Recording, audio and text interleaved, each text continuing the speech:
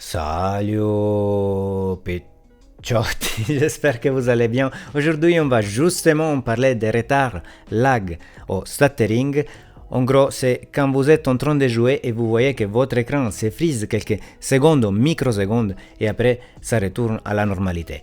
Donc vous avez une perte de fluidité pendant que vous jouez et malheureusement ce problème atteint pratiquement tous les joueurs. Dans cette vidéo, je vous donne toutes mes astuces pour pouvoir résoudre ce problème et je sais que certaines astuces peuvent sembler basiques ou peut-être vous les connaissez déjà, mais pas tout le monde est un expert d'informatique, donc à mon avis, j'ai fait bien à vous donner certains conseils. Ma première astuce pour pouvoir résoudre le problème du stuttering, c'est installer un logiciel qui s'appelle RivaTuner Statistic Server. C'est un logiciel gratuit qui à la base j'utilise pour pouvoir vérifier combien de FPS j'ai fait dans un jeu vidéo. Mais vous pouvez l'utiliser aussi pour regarder le frame time et du coup savoir si vous avez du stuttering sur votre config. Donc d'abord je vais vous faire un mini tuto sur comment utiliser Riva Statistic Server et après on va continuer sur les astuces pour résoudre ces maudits problèmes.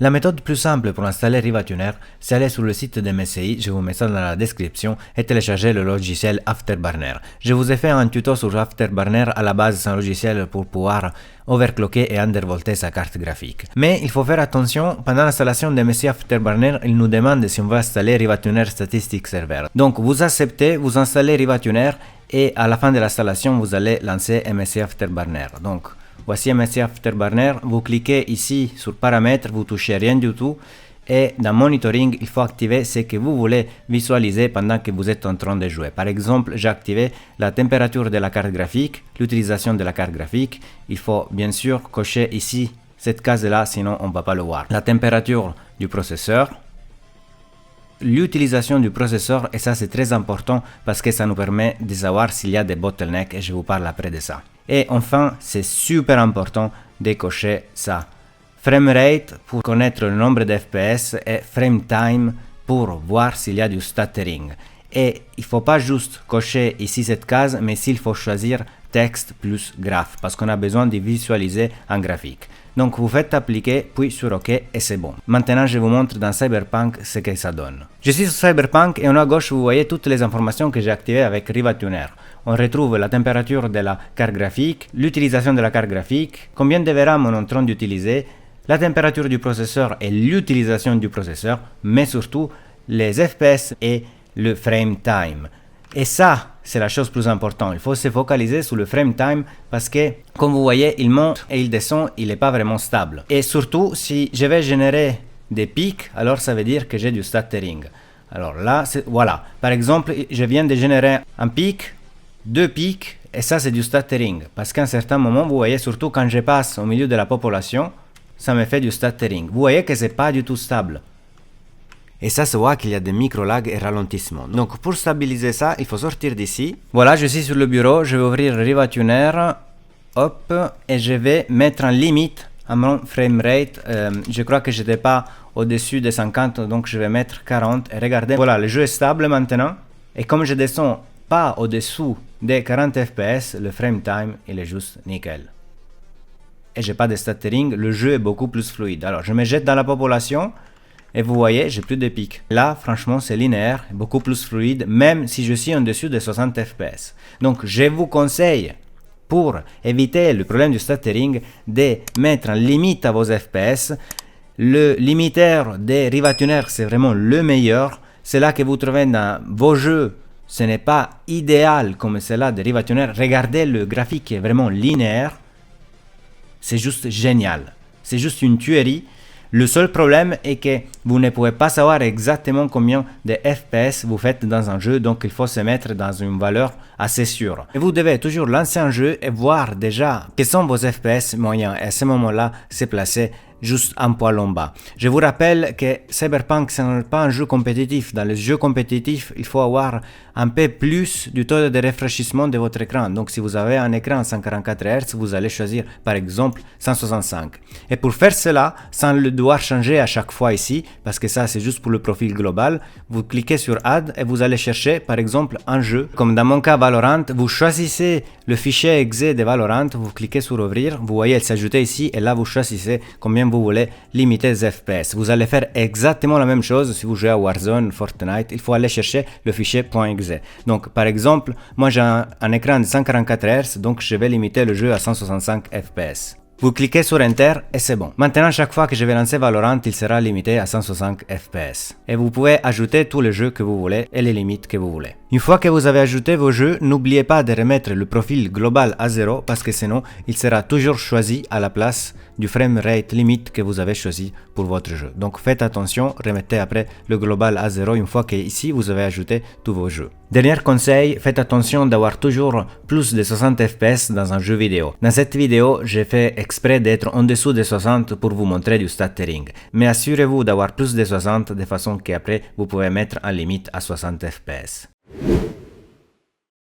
Je vous expliquais comment faire pour avoir un gameplay assez fluide avec RivaTuner en limitant les FPS. Mais peut-être ça ne suffit pas parce que vous avez d'autres problèmes sur votre config. Déjà, un des problèmes du stuttering, c'est le bottleneck. J'en ai déjà parlé dans la vidéo où je vous conseille quel processeur acheter en 2022. Donc je vous conseille de regarder cette vidéo pour en savoir plus.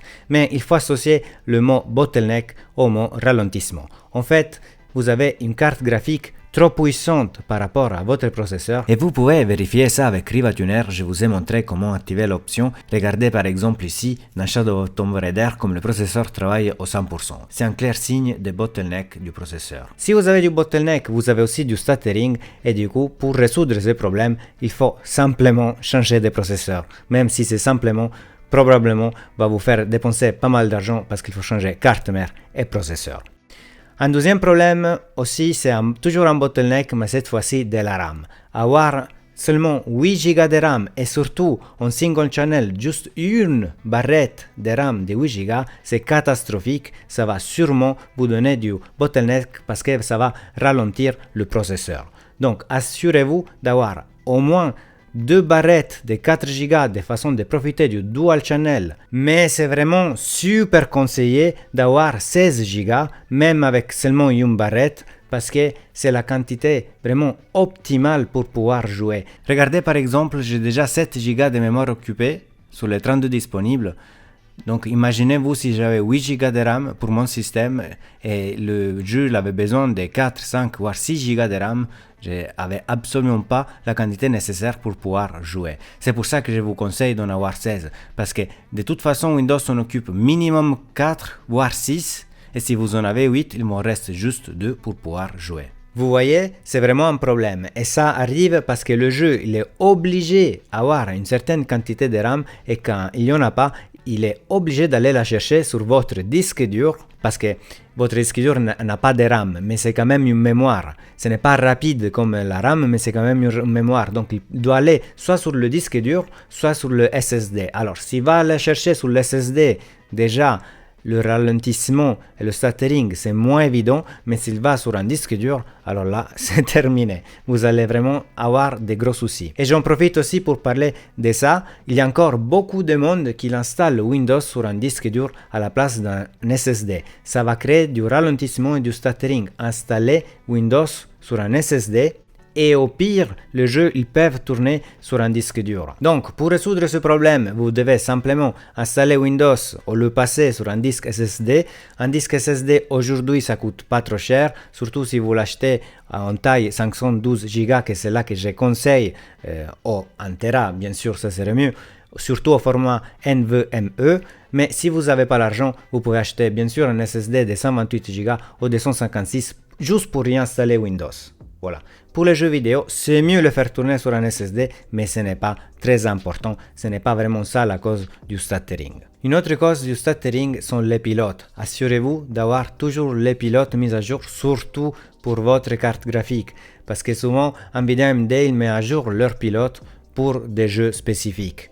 Ils sont plus optimisés pour certains jeux. Il faut aussi faire attention aux paramètres que vous choisissez pour vos options graphiques.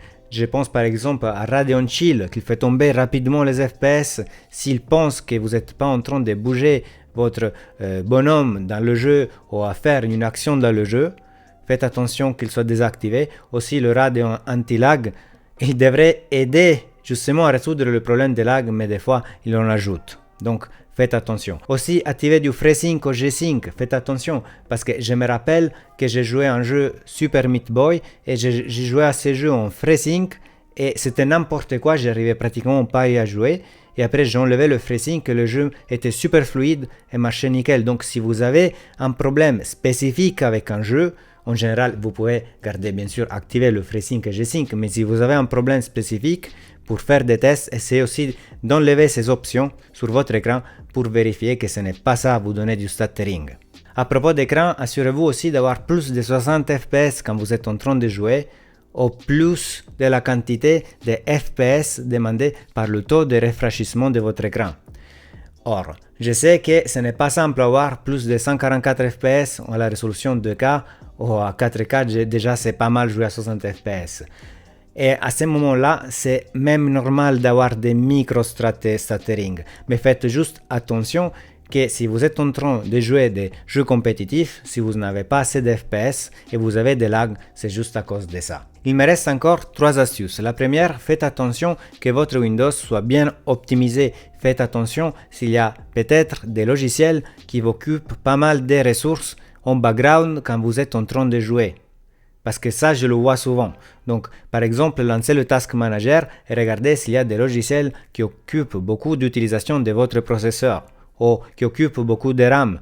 Alors que ça, c'est vraiment très important pour pouvoir jouer de façon fluide. Surtout, je vous rappelle que vous pouvez arrêter certains logiciels au démarrage, justement pour éviter déjà qu'ils ralentissent votre système au démarrage, mais aussi après, quand vous êtes juste en train de jouer. Une autre astuce, ça concerne les processeurs Intel, parce que les processeurs qui ne sont pas en version K, 11400, 11100, 12400, 12100, 10400, etc., en gros, sont limités pour éviter d'avoir trop de consommation et il faut enlever ces limites pour les faire opérer au 100% et du coup éviter certains problèmes de stuttering. Pour faire cela, il faut aller dans le BIOS et je sais que pour la carte mère MSI c'est super simple, alors que pour d'autres cartes mères il faut chercher comment faire pour enlever ces limites sur la consommation énergétique. Une autre option très importante à activer dans le BIOS, c'est la BOV 4G Encoding. Normalement, on l'active quand on veut activer du Smart Access Memory pour les cartes graphiques AMD ou Resizable Bar pour les cartes graphiques Nvidia, mais même si vous n'avez pas une carte RTX ou une RX 6000, vous pouvez toujours l'activer et ça va augmenter la fluidité de vos jeux, je vous assure. Donc activez cette option dans le BIOS. Une autre cause du stuttering, c'est si vous avez overclocké votre processeur ou votre carte graphique et le système n'est pas stable. Assurez-vous d'avoir un système stable. Je vous ai fait un tuto sur l'undervolting, l'overclocking, surtout pour les cartes graphiques. Regardez-le pour avoir un système stable. Et en dernier, même si vous avez tout essayé et vous avez quand même un problème de stuttering, c'est peut-être juste à cause du jeu. Parce qu'il y a des jeux qui sont mal développés, qui sont développés avec les pieds, pour ne pas dire avec d'autres choses.